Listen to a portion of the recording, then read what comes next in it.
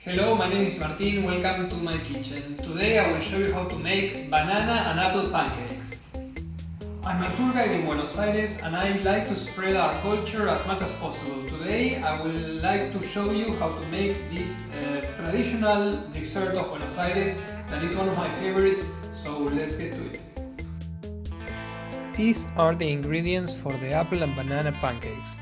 I will write the quantities below in the description, but roughly you will need a cup and a half of flour, 1 glass of milk, a nut of butter, 3 tablespoons of sugar, 2 eggs, 1 apple, 1 banana and a half glass of rum. This will be enough for 5 pancakes. I start with 2 eggs and add 4 tablespoons of flour, but we'll add more later to correct the consistency of the dough. You can use whatever pancake recipe that you like.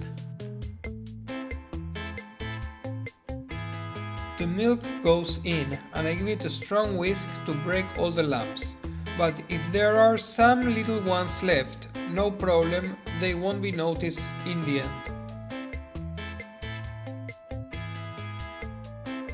The dough for the pancakes was too thin, so I incorporated 2 more tablespoons of all-purpose flour until the mixture feels fine, and then add approximately 3 tablespoons of melted butter. That is my mother's recipe.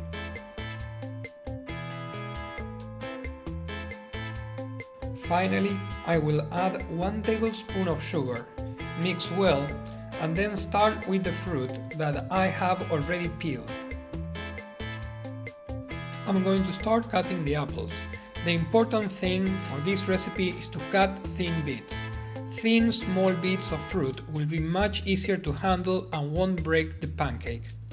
The banana goes next, and I will use half of it. The fruit goes into the mixture and I will stir until all the bits of apple and banana are soaked into the butter. It is better if you let it sit for about an hour, so the flour can absorb all the moisture. The dough has been sitting for an hour in the refrigerator and it is ready. I put a teaspoon of butter in the skillet and let it melt. The heat is up and it's time to make the pancakes.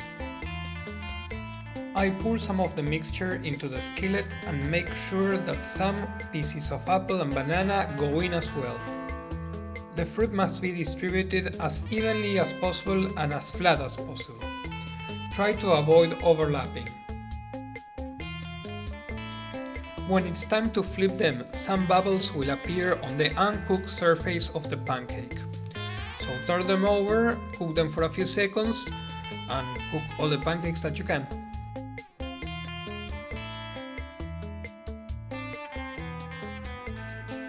Now the difficult part. The caramelized sugar. This is also a dangerous part of the recipe, so the children out of the kitchen for this one. I put 1 tablespoon of butter and 2 tablespoons of sugar in the skillet at high heat. I want the sugar soaked in the melted butter.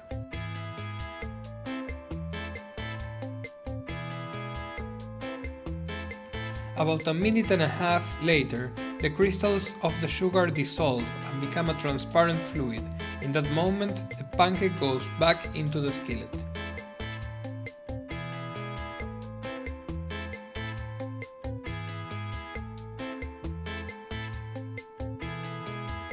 A few seconds are enough and I turn it over very carefully because getting burned with caramelized sugar is no joke. Remember that the darker the sugar gets, the more bitter it tastes. As I want a lighter color, a sweeter taste, I have to work fast. I pour 1/4 of a glass of rum and let all the alcohol to vaporize. If you're doing this over open fire, the skillet would catch on fire. That makes no difference for the recipe, but can be dangerous for you. Please be careful.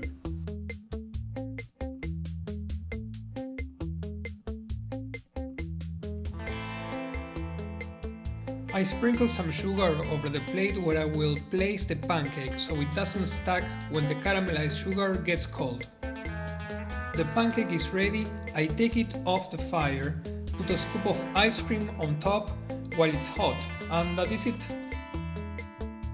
So this is the panqueque de banana y manzana, the banana and apple pancake, traditional from Buenos Aires. I hope you enjoyed it. It was easy to make, and I hope you visit us soon.